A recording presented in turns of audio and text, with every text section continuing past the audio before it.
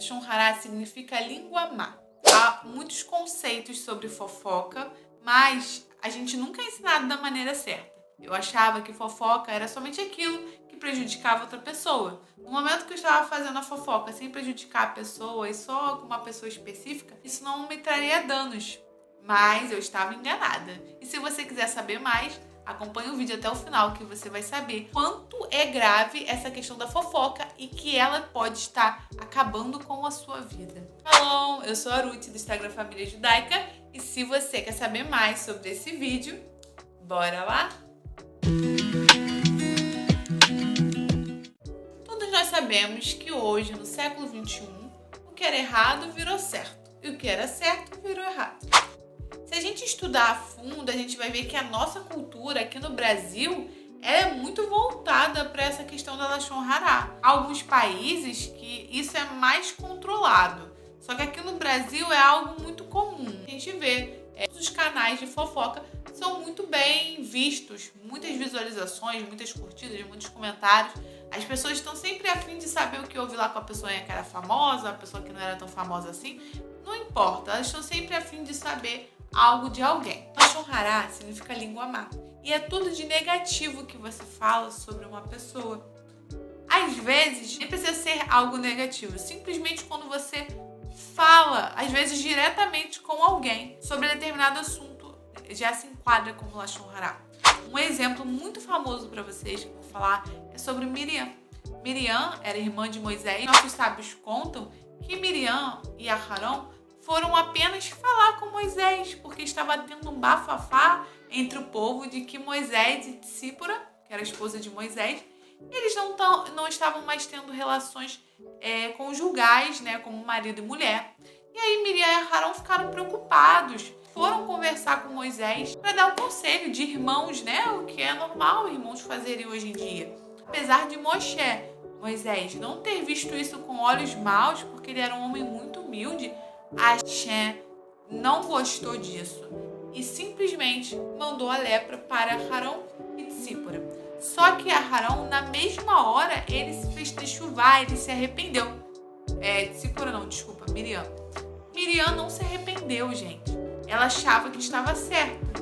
Por um lado, se a gente olhar com os nossos olhos, a gente vai dizer, poxa, mas qual o problema dela ir lá dar um conselho para o irmão?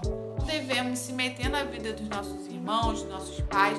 Nós não devemos pegar os assuntos das pessoas e querer questionar, indagar. Tudo aquilo que acontece é com a Hashem e a pessoa e nós estamos ali para ajudar, caso a pessoa queira ajuda, mas nós nunca devemos ir lá questionar a pessoa, falar com a pessoa. Lashon Hara é um assunto muito complexo. Eu quero trazer meu esposo para falar sobre ele.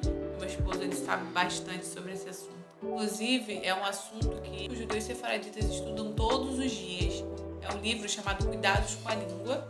A gente sempre busca estudar bastante, mas meu marido ele é mais aprofundado nisso. Tudo que você fala do outro é considerado Lashon Hara. Sua língua não foi criada para isso, para você falar dos outros. Prefiro evitar, mesmo que seja falar bem. O conceito que fala, né? Acho que, se eu não me engano, é Salomão que fala que quando você fala bem de um irmão, você matou ele no fim da tarde. Quando você fala bem de alguém para outra pessoa, aquela outra pessoa vai procurar coisas negativas para ver nela. É normal do ser humano. Até quando você fala bem, é perigoso, sabe? A Lashon Hara, ela traz muitos malefícios para nós. As pessoas pensam que hoje em dia, por não ter mais a Tsarat, né, que é a famosa lepra, apesar dessa doença não ser a lepra, ser uma doença espiritual, os sábios dizem que a Tsarat hoje em dia não é mais a lepra, e sim a pobreza material. Os nossos sábios falam que a Tsarat hoje se tornou pobreza material porque quando a pessoa era cometida com lepra, ela tinha que abandonar tudo que ela tinha e ia meio que, digamos assim, para o subúrbio. A pessoa via num castelo, num palácio, tinha que abandonar tudo, saía só com a roupa do corpo para esse lugar, onde era cheio de pessoas que também tinham Tsarat, que alguns eram bandidos, assassinos. Era uma cidade que era totalmente separada com esse tipo de pessoa. Então você imagina como é que ficava a cabeça da pessoa. Então hoje em dia, nossos sábios falam que a Lashon Hara é a pobreza material. A palavra é tão importante, gente. porque ela tem um grande potencial em se tornar ação.